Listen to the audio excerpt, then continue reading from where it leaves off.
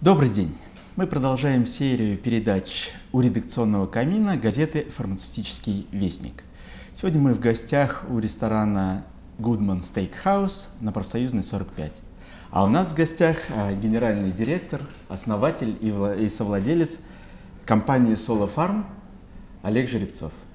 Добрый день. Здравствуйте, Герман. И также в студии Сергей Рякин, обозреватель газеты «Фармацевтический вестник». Добрый день. Олег, вот у нас есть определенная традиция, определенный стандарт передачи. И первый вопрос, он такой, дающий возможность вам подсветить те вопросы, которые вы считаете самыми яркими. А потом мы уже пойдем в конкретику и какую-то специфику.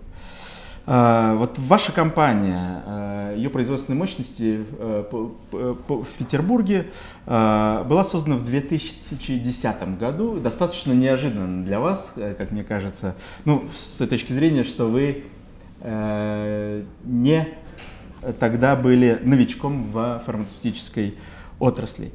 За это время прошел огромный путь, SoloFarm стал известной компанией. Вот для вас какие главные события были вот за весь этот период? Ну и особенно, конечно, важно за 2015 и 2016 годы. Вы правы, Герман. Компания действительно как юридическое лицо была создана в 2010 году. В этот год был куплен участок земли, достаточно большой, именно куплен. И начато проектирование, собственно, производственных мощностей того завода, где мы сейчас находимся. Затем интенсивное строительство 18 месяцев. И в 2013 году мы получили корпус производственный, выполнили, поставили машины и начали делать тесты. В производственном бизнесе ничего не реализуется достаточно быстро, как вы понимаете. Само проектирование, технологические стандарты, особенности производства – это все довольно рутинные и длинные вещи. Так вот, только в 2014 году мы получили лицензию, и летом 2016 года мы будем отмечать только 2 года с момента старта первой линии. Производства. Да, поэтому вот такие фазы. Говоря о самых выдающих событиях, ну, конечно же, это завершение, собственно, самого здания, его корпуса. Я за свою жизнь построил около 40 зданий подобного рода. Именно зданий, когда из кусков бетона, из стали, из цемента рождается некий объект, в котором тепло, варится кофе, ходят люди и раздеваются. Так вот, эта фаза, она ярко выраженная. Второй момент – это, конечно, получение фарм-лицензии, лицензии, которые разрешают нам производство и продажу. Это, естественно, произошло после тестов и запуска. Ну и, конечно же, первый выпуск продукции, как я рассказал, летом 2014 года. С конвейеров сошла первая наша упаковка. С тех пор мы сделали гигантский прорыв на госпитальный рынок, делаем вход на коммерческий рынок, там, где покупатели расстаются с деньгами добровольно, это, собственно, аптечный сегмент. Компания выросла из 7 человек, которых мы начали, сейчас работает 350 человек. Мы по-прежнему аккуратно смотрим на количество людей на линиях, на многих из них их почти нет. Достаточно много роботов, машин, которые позволяют нам снизить издержки, прежде всего операционные, что очень важно. Но я бы сказал, что выход в коммерческий рынок осенью 2015 года был еще одним важным событием для нас, которое мы отмечали. И, конечно, много других разных этапов запуска IT-систем, ERP-систем, которые позволяют следить за издержками и расходами, начало рекламных кампаний. Но как компания, я думаю, которая вышла на позитивный кэшфлоу и на break-even, то есть операционно мы стали прибыльны в прошлом году, за первый год работы, я думаю, как компания мы состоялись. То есть, это здорово. Несмотря на кризис, вот, получается, что вы вышли как раз на рынок в самый один из сложных периодов развития рынка, когда рост его в валютном исчислении замедлился или даже стал снижаться, в упаковках стабилизировался, в рублях чуть-чуть рос, и в этот момент вы вышли и на коммерческий, и на государственный рынок? Да, вы знаете, многие говорят, знаете, как здорово, что SoloFarm действует сейчас как российское предприятие в нынешних условиях конкуренции, сложившейся валютной политики там, и так далее, возможно, даже каких-то ограничений нас как страны взаимодействовать с внешним миром, и как здорово, что российский бизнес, производственный бизнес показывает такую динамику. На самом деле, как вы понимаете, это 5, если не 6 лет истории с момента идеи до момента реализации, и, конечно же, эти фазы никто не мог запроектировать или запланировать, предугадать 5 лет назад. Это, конечно, не было.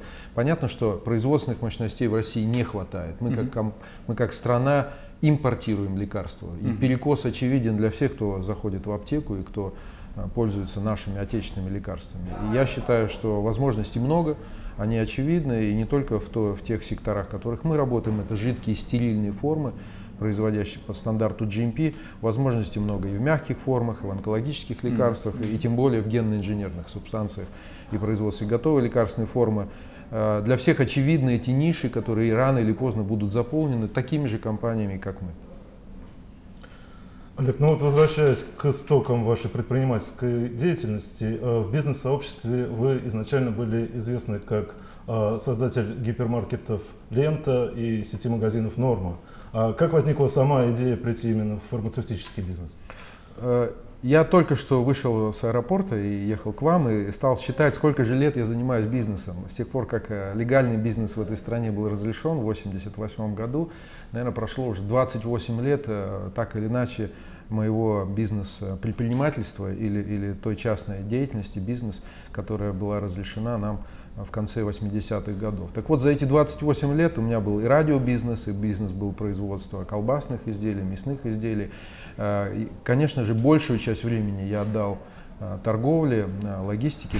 Компания «Лента», которую я создал, имея 2 грузчиков, бухгалтера и помощника. Это успешная, развивающаяся компания, «Норма». Поэтому торговля была, наверное, тем, чем я занимался дольше всего. Но на самом деле, если посмотреть в глубину составляющих любого бизнеса, там всегда есть логистика, там всегда есть IT, там всегда есть бизнес-планирование, там всегда есть финансы, взаимоотношения с внешними организациями, с контролирующими органами. То есть я бы хотел сказать, что сегменты любого бизнеса, его составляющие достаточно похожи. Я думаю, что начав бизнес в недвижимости или в гостиничном бизнесе, или в производстве, извините, башенных кранов, элементы, составляющие этого бизнеса, весьма похожи. Мне же хотелось лично уйти во что-то диаметрально противоположное. Возможно, это вызов самому себе, реализация своих возможностей, а получится ли у меня или нет. А смогу ли я, используя свои навыки в бизнесе или в управлении предприятиями, а я все-таки генеральный директор, а не председатель совета директоров, то есть моя функция именно экзекутив и управленческая, могу ли я сам себе доказать, что этот бизнес возможен, и его реализация, возможно, послужит примером для тех людей, кто сомневается в производстве, возможности производства лекарств. На территории России, да. Ну вот действительно, по логике она теперь становится более ясна.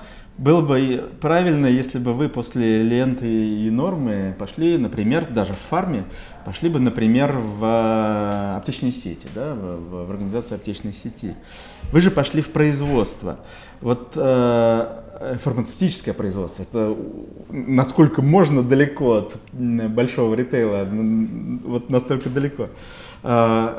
Какие, к вашему удивлению, может быть, к радостному или печальному удивлению, основные сложности вот вы можете вспомнить? Вдруг вас поразило, что вот это так не работает, а работает по-другому?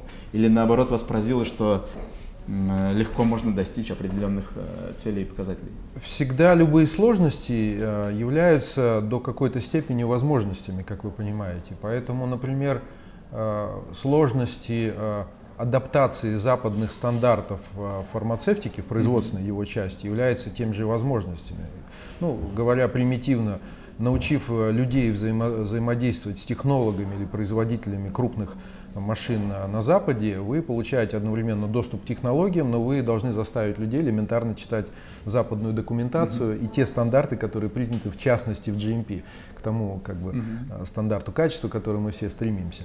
В этом смысле слова я увидел большое количество производственных специалистов, технологов, инженеров, которые десятилетиями не учились или не абсорбировали тот опыт, который окружает нашу страну. Это явный недостаток, но одновременно для меня, как для предпринимателя, это возможность, за которую я ухватился.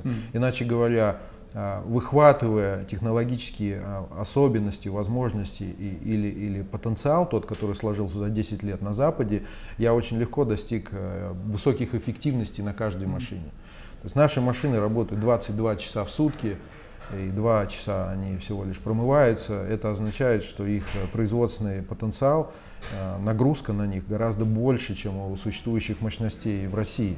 Это явное снижение себестоимости, это отсутствие людей на линиях, это, как я рассказывал, возможности использования IT-систем или ERP-систем для управления бизнесом. Опять же, меньше людей, меньше издержек, вследствие меньше ошибок.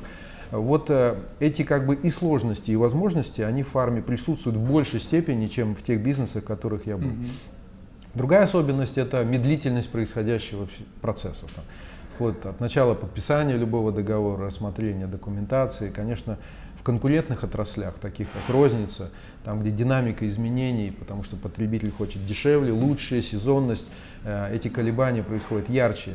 Так вот, в фарме этого нет. В фарме все происходит рутинно. Невозможно, если мне говорили, вот, у нас есть особенности безопасности производства, мы отвечаем за здоровье, это правда, я согласен. Но тем не менее, западные компании, которые, опять же, производители конкурируют здесь, в нашей стране, с такими производителями, как я, они эти бизнес-процессы решают быстрее. Да. Там происходит больше фокуса на бизнес, на производство добавочной стоимости, на вопросы качества, потребительских особенностей, на сезонность, опять же. Эти процессы ярче и живее происходят. В фарме, в российском производстве еще этого нет. Но это придет, безусловно, потому что конкуренция охватит так или иначе все сектора, не только розничные, но и производственных каких-то аспектов.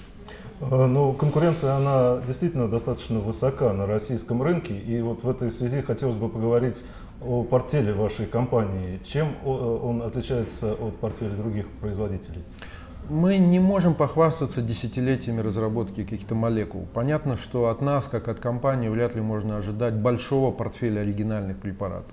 У нас есть меньше 10 оригинальных препаратов, которые мы так или иначе купили, в основном у советских исследователей, у тех профессоров или академиков, которые когда-то изобретение это сделали. Но говоря о нашем портфеле, безусловно, это жидкие стерильные формы. Очищая 300 тонн, то есть 300 тысяч литров воды ежесуточно, мы производим 120 тонн воды для инъекций, которые движутся в 16 огромных реакторов, так или иначе заполняя их. Некоторые реакторы по 10, даже 15 тысяч литров, которые идут на 8 производственных линий. То есть, иначе говоря, объединяя технологическую платформу очистки воды и очистки воздуха, что является такими важными двумя фазами в процессе создания лекарств, мы объединяем в себе жидкие и стерильные формы. На что они делятся? Конечно же, в первую очередь они делятся на госпитальный сегмент, инфузий, растворов, которые потребляются в наших больницах ежедневно. Это гигантский, как вы понимаете, огромный рынок. Мы лишь делаем их из полипропилена, эту упаковку, которая создается, экструдируя прямо на линиях, то есть мы сокращаем эти издержки, не моя стеклянную тару. Второй важный аспект – это инъекции. В первый год работы, Герман, в 2015 год, который закончился, мы получили первое место по физическому объему производства ампул, инъекций по технологии Blow-Fill-Seal. Вот эти ампулы не режутся, они пластиковые, они ломаются достаточно легко, никто не травмируется, они легки в транспортировке, экологически, чистые и безопасные. Так вот, в первый год мы получили первое место, к своему удивлению, имея те производственные мощности. Естественно, объединяя дальше платформу или технологический какой-то портфель жидких стерильных форм, мы двигаемся в офтальмологию. Это 27 препаратов в офтальмологии, от глаукомы, катаракты до аллергии и антибиотиков. Мы закрываем 60% российского рынка своими производственными существующими мощностями, которые мы, конечно же, не оставим в этом виде, мы будем их наращивать и увеличивать. Мы делаем всю линейку назальных препаратов, спреи, сосудосуживающие препараты. Мы начинаем программу развития пульмонологии, это препараты против астмы, и там будет около 12 препаратов. Поэтому наш портфель на данный момент это около 92 препаратов, которые мы рассчитываем будет увеличиваться примерно на 40 препаратов каждый год.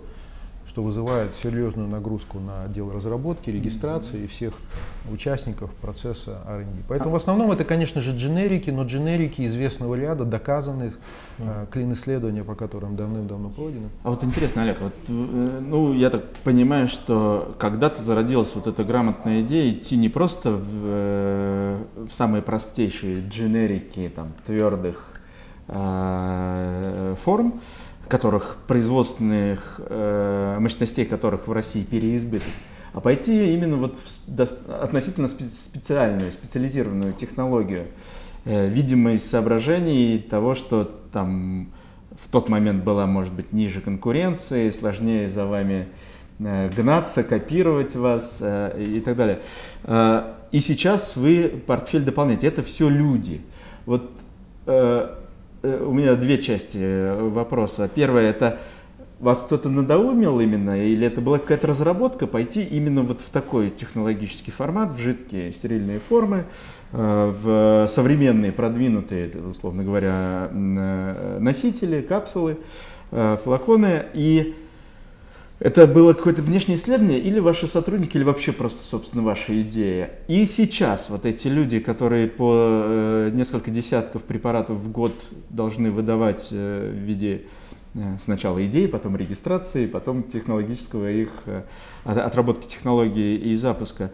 Это, опять же, это какой-то внешний коллектив или это внутренний? Нет, это я начну с второго вопроса, который вы задали. Мы, конечно же, работаем с людьми, находящимися внутри прежде всего. Мы, как мне кажется, имеем одну из лучших атмосфер в коллективе. Коллектив, который создан за эти годы, это 350 человек, имеет широкую географическую какую-то направленность. Мы берем людей с разных, не то что даже там областей, с разных стран. Мы привлекаем самых ярких людей, но мы их окружаем очень классной, очень интересной атмосферой. Людям нам действительно интересно работать. Я не говорю о финансовой компенсации, которая, конечно же, выше рынка. Я говорю именно об условиях работы, об уважении каждому, о возможности реализоваться молодым девушкам, ребятам. Я всегда говорю, что у нас есть все профессии. Есть и пневматика, и гидравлика, и электроника, и IT, и маркетинг, и продажи, и разработки, и химики, и микробиологи. Все профессии. И студенты, которые к нам приходят, а за прошлый год к нам пришло около 2000 студентов со всех вузов страны, приезжают даже с Западной Европы. Я говорю, что работу можно найти каждому. Именно работа с внешним как бы ресурсами, человеческими ресурсами, это важная часть работы. Отдел персонала действительно у нас на высоте, мы в целом пропагандируем эту идею. А говоря о рынках, о том, куда двигаться, изначально это была моя идея — упаковывать лекарства в пластиковую тару и делать операционный процесс дешевым. Я вообще фанат издержек. Я очень люблю считать миллиметры, копейки, мне это очень нравится. Я лезу в те ниши, которые обычно людям не свойственно залезать. Они как-то говорят, они крупными мазками. Да, крупное, дорогое. Мне не лень считать миллиметры. И если в конечном итоге операционная модель бизнеса создаст условия для самого дешевого продукта, то в конечном итоге вы можете получить первое место на рынке в тех сферах, где это возможно. Поэтому «Лента», мой проект, который многие знают, именно создан как лучшая операционная модель движения товара от грузовика до холодильника. Да. Это самая дешевая модель. Здесь я пытался также использовать самые лучшие моторы, самые лучшие вентиляционные системы, самый короткий путь движения воды, воздуха, субстанций до линии, уменьшение издержек. И как мне подсказывает, эта история позволяет нам вырастить хорошую добавочную стоимость. Например, линии, которые мы ставим, это десятки миллионов изделий в год. Это лучшие линии в классе. Ну вот в этом стремлении к efficacy, да, к эффективности за счет более, в русском языке одно слово, эффективных линий, технологических линий, движения продукта, движения сырья, использования автоматизации, неумолимо встает вопрос, что при определенном развитии экономики и возможном снижении спроса, возможно, у вас его нету, встает вопрос о том, чтобы оставаться, держать издержки на определенном уровне, то возникает вопрос там циклического или цикличного увеличение штата, снижение штата. Вот 14, 15, теперь уже 16 годы как-то привели к реструктуризации компании, к пересмотру количества людей, отделов, подразделений, которые во всем этом участвуют? Когда мы только начали работу, в основном 90% персонала, безусловно, работал на производстве. Пусть даже это немного людей, мы имеем втрое меньше людей на участке, чем на аналогичных заводах, в 3 раза меньше, я подчеркиваю, это очень важно, чтобы производительность была высокая. Но те люди, которые сейчас приходят, а мы нанимаем около 100 человек в год, и в этом году придет еще 120 человек на работу, потому что мы удваиваем существующие мощности и строим еще 8 линий. Так вот, приход этих 120 человек в основном будет в маркетинг, в продвижение, в каналы, которые будут связаны с созданием брендов, знанием о препаратах. То есть именно производственная функция у нас будет отходить на второй план. Я думаю, что мы как компания не реструктуризировали ничего, мы имели тот план, который был с самого начала, мы развиваем, ищем новые ниши, портфели. Мы хотим двигаться в препараты для уменьшения боли. Мы строим 2 линии стеклянные по производству 1 миллиона стеклянных ампул в день. И это большие мощности. И двигаемся в достаточно большой сегмент жидких форм. Самых разных, ищем ниши. Процесс только приобретает бурный рост, и я рад возможностям, которые открылись. Но я подчеркиваю, Герман, что из моего опыта, в каких бы нишах я ни начинал бизнес, рано или поздно вопрос касается издержек. И те компании, которые на этапе дизайна своего завода, на этапе дизайна своей компании не заложили возможность снижения издержек, те компании проиграют. Ну, вот 6 лет назад вы ставили перед собой задачу создать современное предприятие, которое соответствовало бы международным стандартам. И двигались в этом направлении все эти годы. В этой связи вопрос, как вы проводите модернизацию своего предприятия, потому что задача эта, в общем, зачастую достаточно непростая. В основном мы работаем с немецкими инженерами, которые занимаются проектированием наших цехов. Мы берем лучшие стандарты, комнаты чистые, сделанные из стекла. Это именно прозрачные комнаты, которые дают транспарентность, все видят друг друга. Это достаточно интересные такие технологические решения. Мы используем модульные конструкции так, чтобы линия никогда не была поставлена в бетонные стены. Вы можете линию поменять и через 3 дня поставить новую линию. Это дает гибкость, мобильность. Мы не связаны какой-то одной технологической линией. Поэтому эти слоты, эти ячейки могут 2 месяца выпускать один препарат, потом другой. Мы используем гибкие пресс-формы. И таким образом иногда 2 препарата выпускаются в сутки на одной и той же линии. То есть сочетание гибкости, мобильности последних решений, энергоемкости. Мы рады сообщить, что энергонагрузка на наше предприятие в 2 раза ниже, чем на аналогичное производство. Мы рекуперируем тепло, например, или выхлопные какие-то газы, тем самым сохраняем энергию. То есть это именно производство, которое с самого начала было создано с большим использованием проектных решений, причем самых современных.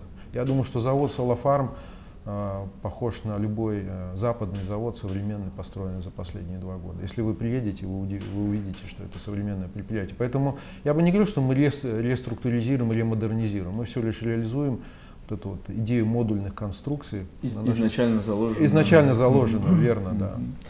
А вот, Олег, вы упоминали в начале нашего разговора, что в фармацевтике, в фармпроизводстве по сравнению с некоторыми другими видами бизнеса процессы регистрации, утверждения, процессы отработки технологий, ее как некой фиксации идет медленнее, чем в других индустриях.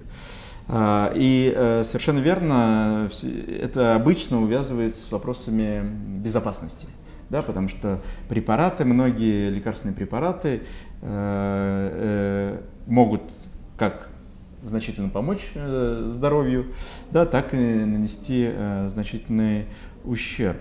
А тем более стерильные и жидкие формы, которые зачастую используются в достаточно сложных случаях или имеют непосредственный контакт с организмом незамедлительный.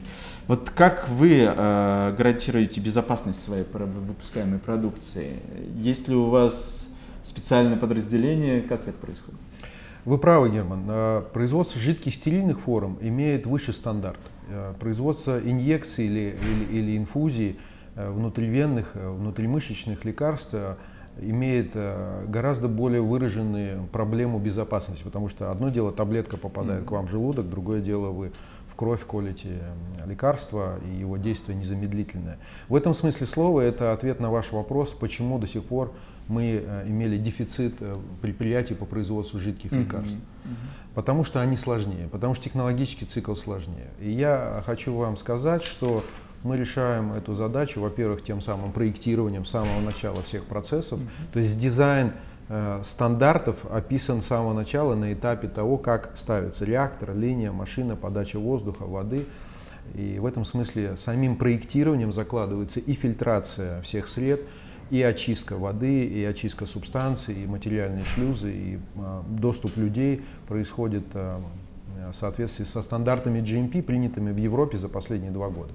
Но с другой стороны, мы очень детально проводим работу по подготовке персонала. Никто не выходит на линии без многонедельных этапов обучения в офисе. То есть эти люди сначала учатся, несмотря на то, что у них есть образование, как правило. И опыт, наверное. И опыт, вероятно, да. Мы, тем не менее, не выпускаем людей без определенных стандартов, без обучения наших внутренних, которые мы описываем в соавторстве с нашими коллегами, с консультантами, которых мы активно привлекаем. Если вы придете на Solar Farm, достаточно много улиц названо, итальянская улица, немецкая улица и так далее. То есть мы активно сотрудничаем с консультантами из Европы, у которых этот опыт уже сложился десятилетиями, и эти люди помогают нам именно учить людей, доводить их до линии в подготовленном виде.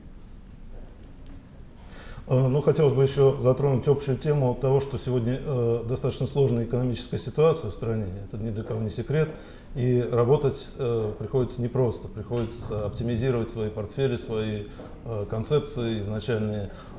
И вот как вам удается адаптироваться к непростым экономическим реалиям? В маркетинге, в коммерции что-то происходит? Вы знаете, это 4-й кризис для меня. И кто-то тут недавно пошутил, не стоит терять возможности еще одного кризиса. То есть каждый хороший кризис надо использовать на благо себе. Я очень часто видел, как в любой кризис, будь то 98-го года или 2009-2008 года, расклад сил на рынке менялся за очень короткий срок.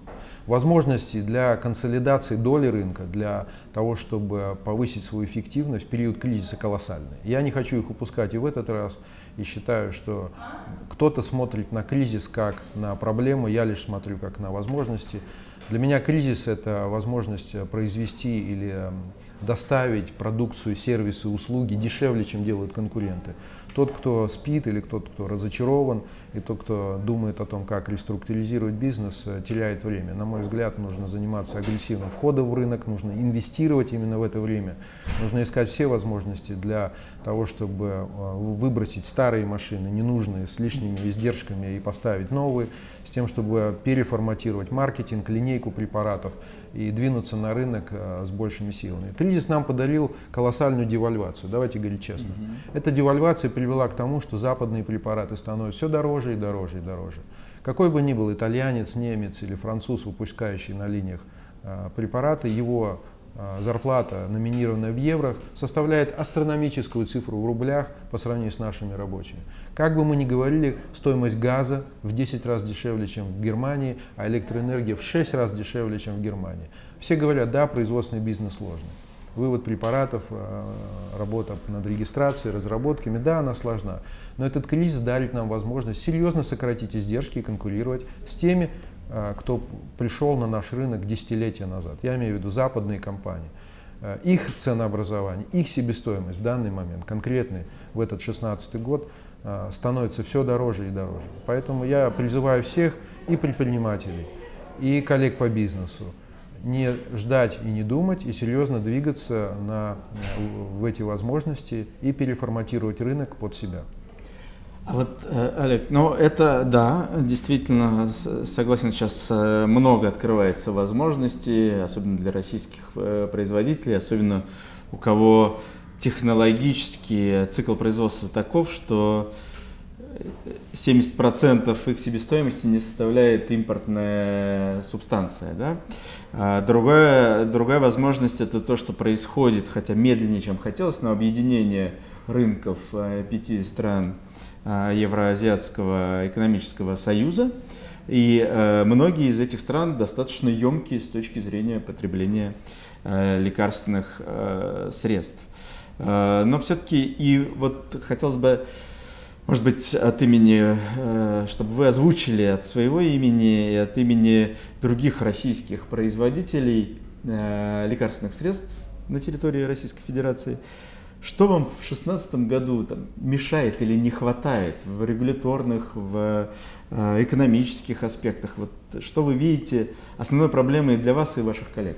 Вы правы. Взаимодействие с государством в фарм-бизнесе происходит более чем где бы то ни было, может быть, только в регулировании постройки самолетов или в транспорте, там, где роль государства, безусловно, важна. И в фарме тоже, ведь стандарты безопасности контролирует государство, так как это происходит во всем мире. И я подтверждаю, что это правда. Мы не можем похвастаться качеством государственных услуг. Это не только касается фармацевтики, это касается всего остального. Жилищного строительства, взаимодействия с чиновниками. Управленческая структура, сложившаяся в нашем государстве, наверное, должна быть модернизирована в лучшую сторону. В этом смысле слова, конечно же, мы ожидаем более качественного, внимательного отношения Минздрава, Росздравнадзора к проблемам производителей. Конечно же, нужно повернуться. Эти тренды происходят. Последние месяцы, я должен быть честным, есть тенденция, законы третий лишний, другие инициативы Минпромторга действительно показывают проблему российских производителей. В этом смысле слова наметился какой-то позитивный тренд. Но этого недостаточно. Я считаю, конечно же, регистрация лекарств выглядит на данный момент как достаточно черное поле, в котором есть огромное количество трактовки самых разных условий. Часто идут ссылки на нормативы, которых не существует. Часто приводятся параметры сравнения, например, регистрации цен из списка ЖНЛВП, и этого списка не существует. И так далее, и так далее. Такие нормативы, конечно же, мешают нам работать, они удлиняют фазу регистрации, это означает бизнес-риски, это означает задержка выпуска лекарств. Но я уверен, что государство научится справляться с этими вызовами. И мы, как производители, наверное, должны, возможно, более четко доносить фабулу или смысл наших вопросов. Мы не имеем кристально четкой, ясной позиции часто. Мы говорим, что нам это не нравится, а почему нам это не нравится, мы не говорим. В этом смысле формулирование или трактовка этих принципов должна все ярче и звонче звучать от лица фармпроизводителей. Конечно же, западные компании, которые в основном импортируют или привозят лекарства из-за рубежа, они не заинтересованы, это конкуренция, надо быть честным, в росте российских производителей.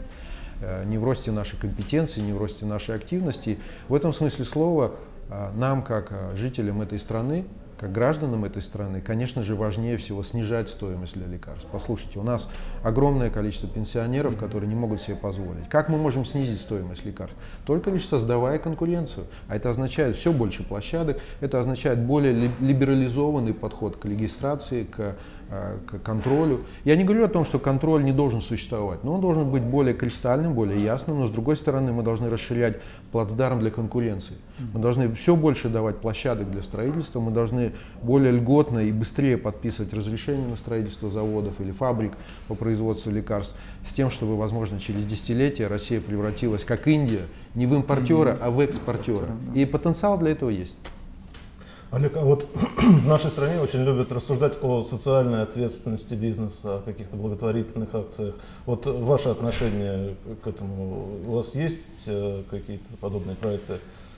Я довольно много времени проводил и провожу на таких нон-профит или неприбыльных каких-то проектах. Это была моя первоначальная, возможно, миссия, мое какой-то законченный баланс того, что я делаю в этой жизни, помимо семьи и работы. Я считаю, участие людей в публичных активностях, оно, безусловно, важно. Я являюсь членом попечительского совета Европейского университета.